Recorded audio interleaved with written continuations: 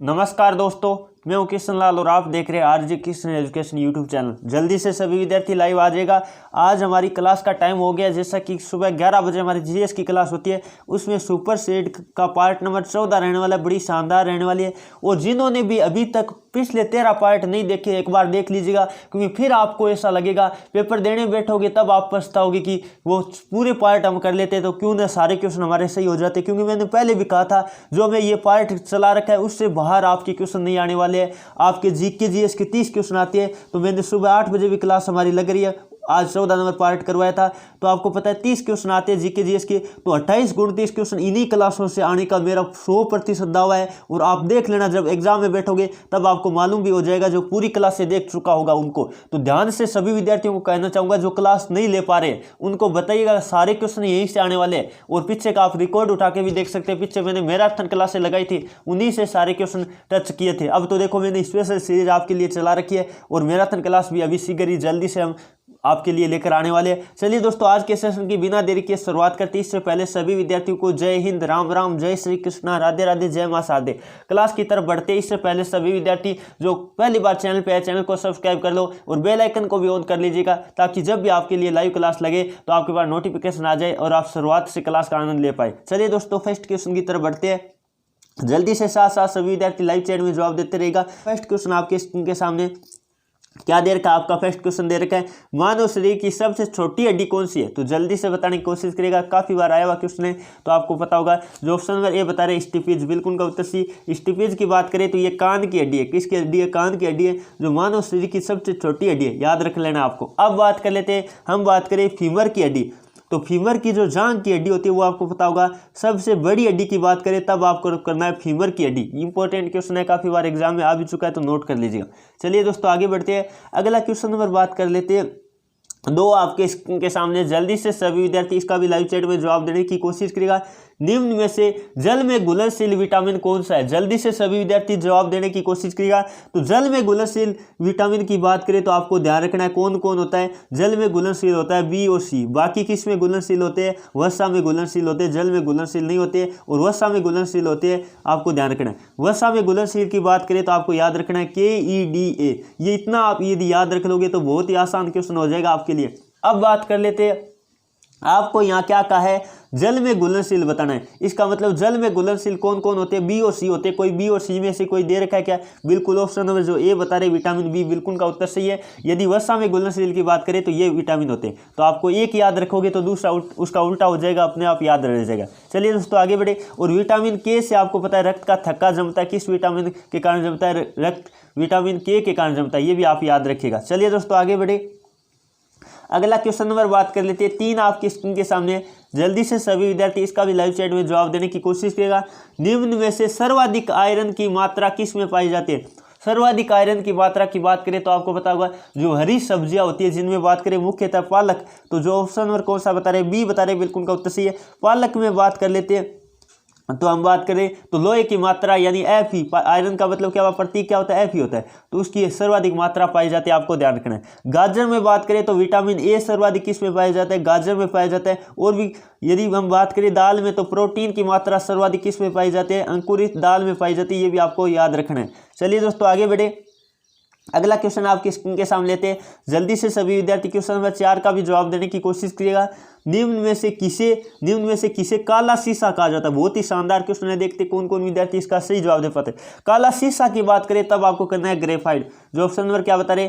सी बता रहे, बिल्कुल का उत्तर सही है। और काला हम बात कर लेते हैं, जल्दी से नोट कर लीजिएगा। यदि आपको काला सोना की बात करें तब आपको ध्यान रखना है कोयला भी है और पेट्रोल भी है। काला सोना याद रखिएगा, काला सोना किसे कहा जाता है? मुख्यतः कोयला को कहा जाता है। काला सोना किसे कहा जाता है? कोयला को कहा जाता है। और कोयला ऑप्शन में नहीं हो तब आपको पेट्रोल करना पड़ता है। जबकि काला शीशा की बात करें तब आपको ग्रेफाइट करना है। आपको पता होगा पेंसिल निर्माण में किसका यूज किया जाता है? ग्रेफाइट का यूज किया जाता है। ग्रेफाइट एक क्या है? कार्बन का अपरूप है। और कार्बन आपको पता है क्या है? एक अधातु है। और अधातु होते हुए भी विद्युत का क्या है? ये जो ग्रेफाइट है वो क्या है? सुचालक है। ये भी आपको याद रख लेना है। हीरा की बात करें तो सबसे कठोर पदार्थ की बात करें तो वो हीरा है, ये भी आपको ध्यान रखना है, जो कि कार्बन का क्या है? शुद्ध तम अपरूप है। चलिए दोस्तों, आगे बढ़ते हैं। अगला क्वेश्चन नंबर 5 आपके स्क्रीन के सामने दे रखा क्या है, भारी जल का सूत्र क्या है। तो भारी जल का सूत्र आपको बताना है, तो जो ऑप्शन नंबर बी बता रहे हैं D2O, बिल्कुल उनका उत्तर सही है। साधारण जल की बात करें तो H2O होता है, ये भी आपको याद लिख लेना है। और साधारण नमक की बात करें तो NaCl होता है। अब बात कर लेते हैं ये NH3 किसका सूत्र है, अमोनिया का सूत्र है, ये भी आपको याद रख लेना है। चलिए दोस्तों अगला क्वेश्चन नंबर बात कर लेते हैं 6 आपकी स्क्रीन के सामने, लोहे का प्रतीक क्या है। तो लोहे का प्रतीक तो मैं अभी बता रहा था Fe होता है, क्योंकि लोहे यानी आयरन को हम बात करें लैटिन भाषा में क्या कहते हैं, फेरस कहते हैं, इसी कारण इसका सूत्र क्या होगा, Fe होता है। ऑप्शन नंबर जो सी बता रहे बिल्कुल का उत्तर सही है। ये आर्गन की बात करें तो ये प्रतीक आर्गन का है, ये सोडियम का प्रतीक है। आर्गन को आपको पता होगा विद्युत बल्बों में कौन सी गैस भरी जाती है, अक्रिय गैस आर्गन भरी जाती है, ये भी आपको याद रख लेना है। ये एल्यूमिनियम का प्रतीक है, एल्यूमिनियम का मुख्य ऐसे कौन सा होता है, बॉक्साइड होता है। चलिए दोस्तों अगला क्वेश्चन नंबर 7 आपकी स्क्रीन के सामने, चिप्स की थैलियों में कौन सी गैस भरी जाती है। तो चिप्स की थैलियों में आपको मैंने काफी बार बता दिया कौन सी गैस भरी जाती है, नाइट्रोजन भरी जाती है। और आपको पता होगा वायुमंडल में सर्वाधिक गैस की बात करें तब आपको क्या करना है, नाइट्रोजन करना है। बहुत ही शानदार क्वेश्चन है।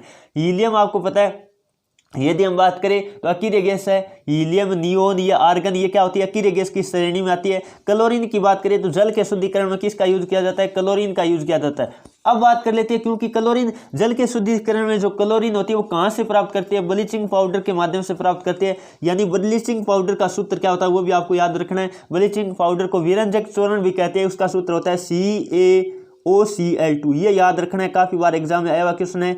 यानी ब्लीचिंग पाउडर कह दो या कह दो जो क्या होता है विरंजक चूर्ण, उसका सूत्र क्या होता है आपको ध्यान रखना है, CaOCl2, यानी कैल्शियम ऑक्सोक्लोराइड या कह सकते हैं कैल्शियम हाइपोक्लोराइड। याद रखना है, इंपॉर्टेंट क्वेश्चन है, काफी बार एग्जाम में आ भी चुका है।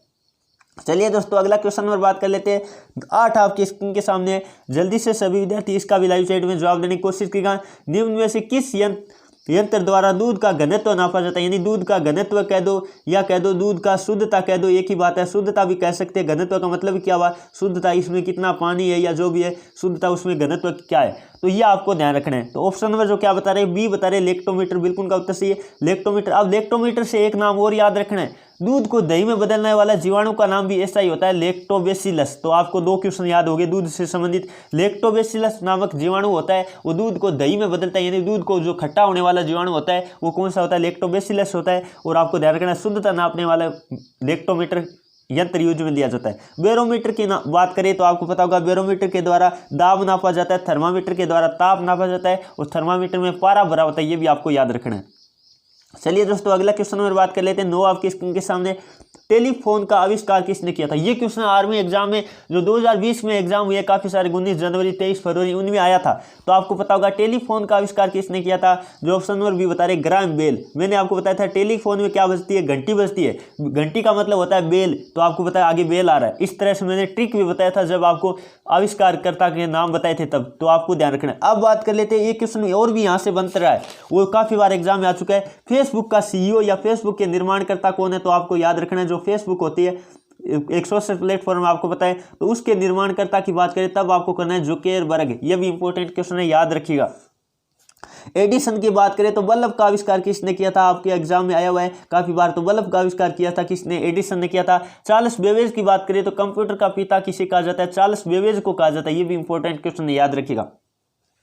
चलिए दोस्तों अगला क्वेश्चन नंबर 10 आपके स्क्रीन के सामने क्या दे रखा है, निम्न में से एक अदिश राशि है। अदिश राशि का मतलब जिसमें एक होती है सदिश राशि और एक क्या होती है, अदिश राशि होती है। सदिश का मतलब होता है परिमाण के साथ दिशा का भी महत्व हो, वो क्या कहलाती है, सदिश कहलाती है। अदिश का मतलब केवल परिमाण हो, दिशा का महत्व न हो, वो क्या कहलाती है, अदिश कहलाती है। बल आपको पता है क्या है, सदिश राशि है। बल एक क्या है, सदिश राशि है। विस्थापन भी सदिश है, और आपको पता होगा त्वरण भी क्या है, सदिश है, यानी इनमें दिशा का महत्व होता है। जबकि हम बात कर लेते हैं विद्युत धारा होती है। अब काफी सारे विद्यार्थी कहेंगे सर विद्युत धारा में भी दिशा का प्रभाव होता है। जब हम तार को, आपको पता है तार ऐसे मोड़ देंगे तब भी आपको पता है धारा तो जो जिस दिशा में बह रही उसी में बहेगी। तो आपको पता है इस तरह से आपको ध्यान रखना है। यह इंपॉर्टेंट क्वेश्चन है, बहुत ही शानदार, आपको ध्यान रखना है। काफी सारे विद्यार्थी कंफ्यूज हो जाते हैं, विद्युत धारा क्या है, एक अदिश राशि, याद रखिएगा। और आपको पता होगा बल का मात्रक क्या होता है, न्यूटन होता है, याद रख लेना है। त्वरण का मात्रक आपको पता होगा क्या होता है, मीटर पर सेकेंड स्क्वायर होता है, मीटर पर सेकेंड स्क्वायर होता है, याद रखिएगा। ये त्वरण का मात्रक होता है। विद्युत धारा का मात्रक मैंने बता ही दिया, एम्पियर होता है। चलिए दोस्तों अगला क्वेश्चन नंबर बात कर लेते हैं 11 आपकी स्क्रीन के सामने।